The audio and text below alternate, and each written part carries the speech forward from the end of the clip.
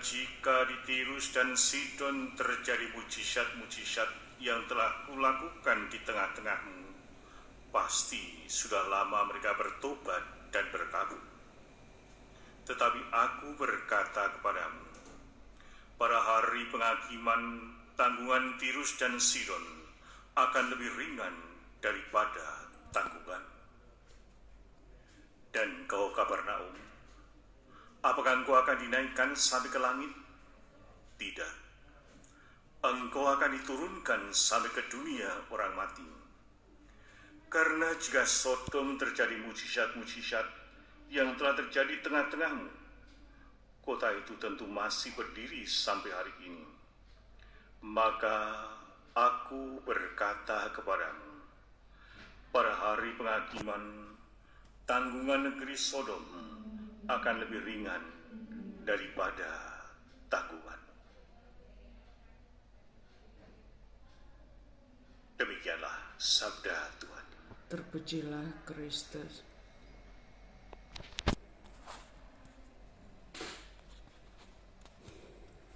Bapak, Ibu, dan saudara-saudara yang kasih di dalam Kristus, Yesus berbicara kepada kota-kota di mana banyak mujizat dan tanda telah dilakukannya, yaitu kota Korazim, Betsaida, dan juga Kapernaum. Namun Yesus mencela mereka karena mereka tidak bertobat meskipun telah menyaksikan secara langsung apa yang dilakukan Yesus, mujizat-mujizat yang terjadi di kota-kota tersebut. Namun mereka tetap saja tidak mau bertobat. Sehingga Yesus mengecam kota-kota tersebut dengan kata-kata yang cukup keras. Celakalah engkau, celakalah engkau, celakalah engkau. Sungguh-sungguh keras. Kalau kita dengar seperti itu, mengerikan dan menakutkan. Bapak, Ibu, dan saudara kasih, kita dapat melihat betapa seriusnya kecaman Yesus terhadap ketidaktaatan dan ketidakpercayaan ini. Kehadiran Yesus dan mujizat-mujizatnya seharusnya mengilhami mereka untuk bertobat dan percaya kepada Allah dengan melihat apa yang dilakukan oleh Yesus. Namun mereka tetap memilih untuk mempertahankan jalan-jalan mereka yang salah.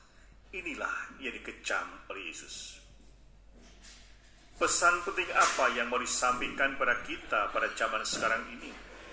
Kita harus bertanya, mencari, apakah pesan Yesus 2000 tahun yang lalu itu tetap aktual pada saat sekarang ini? Apakah Yesus hanya mengecam kota-kota Korazim, Betsaida, dan Kapernaum, semua penduduknya? Kecaman itu juga bisa jadi disampaikan kepada kita semua. Pesan yang kuat yang mau disampaikan pada kita adalah pentingnya merespon panggilan Tuhan dengan rendah hati dan taat. Sejauh mana kita cepat, tanggap, dan peka terhadap panggilan Tuhan. Jangan biarkan hati kita menjadi keras dan tidak peka terhadap tanda-tanda dan anugerah-anugerah Allah yang telah diberikan pada kita setiap hari. Manusia kadangkala lupa bahwa segala sesuatu yang kita miliki merupakan anugerah dari Allah. Lalu kita klaim bahwa itu milik kita sendiri, padahal kita tidak punya apa-apa sebenarnya.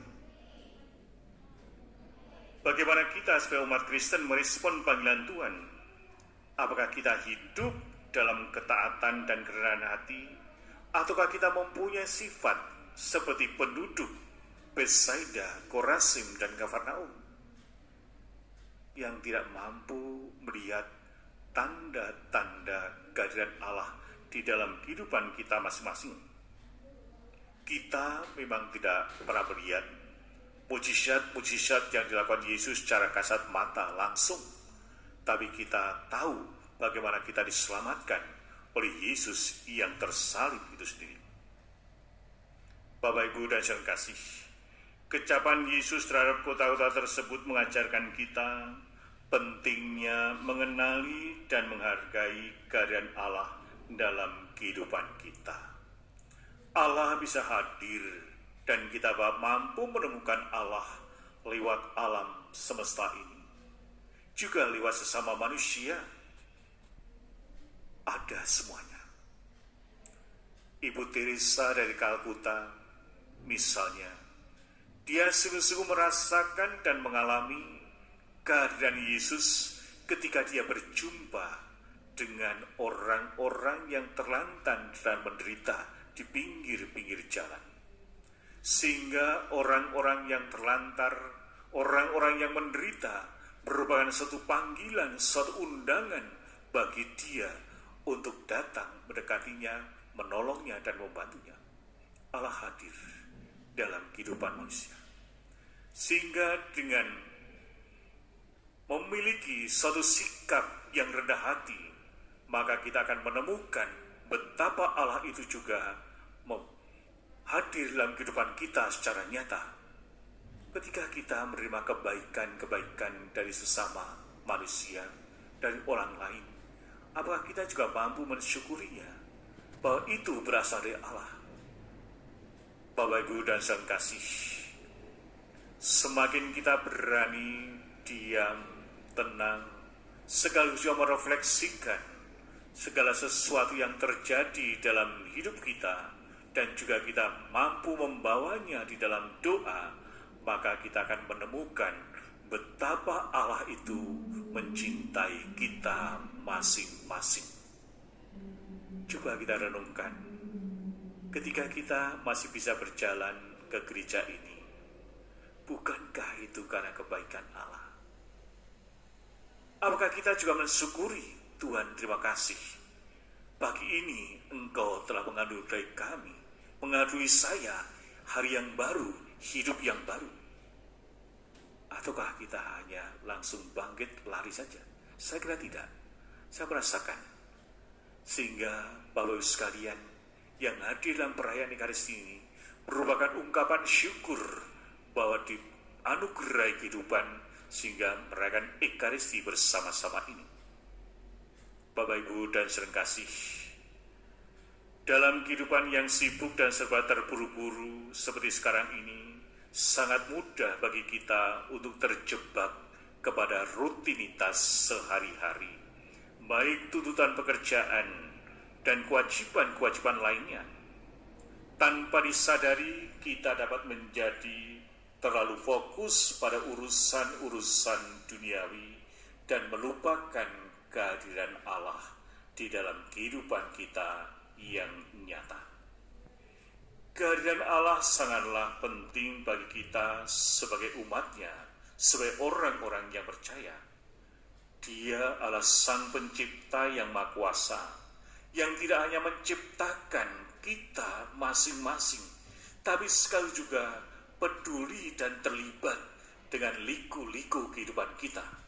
Sehingga Allah itu selalu menyertai, mendampingi, dan berjalan bersama-sama pada saat-saat yang paling sulit sekalipun. Namun ketika kita sibuk dan terlena dalam rutinitas, kita dapat kehilangan koneksi atau hubungan kita dengan Allah. Kalau orang sudah selalu sibuk sekali, ya, sebagai orang Katolik, karena begitu sibuknya, maka mengikuti Ekaristi juga yang penting Natal dan Paskah, lainnya hilang itu saja, sehingga tenggelam dalam suatu rutinitas. Maka Yesus juga mengingatkan kita, kalau tidak mau berkata dikecam kita, jangan tenggelam di dalam hal-hal yang rutinitas. Berilah ruang dan waktu bagi Sang Pencipta, supaya kita bisa merefleksikan, merenungkan, sekali juga bisa mensyukuri berjumpa dengan Allah dalam hidup kita sehari-hari. Dia selalu hadir. Orang-orang yang semakin rendah hati, semakin mampu mensyukuri hidupnya dalam situasi apapun. Maka marilah kita mohon berkat pada Allah. Kita kita juga bisa berteladan pada Yesus sendiri yang begitu mudah tergerak hatinya untuk menolong sama manusia, karena Yesus melihat bahwa setiap manusia disitulah Allah hadir, Bahadir. Demikian juga seperti Ibu Teresa dari Kalkuta tadi, dia melihat Yesus hadir di situ. Semoga kita pun juga setelah berjumpa sama manusia, kita menemukan wajah Allah. Dan biarkanlah orang-orang yang berjumpa kita juga melihat wajah Allah di dalam pribadi kita.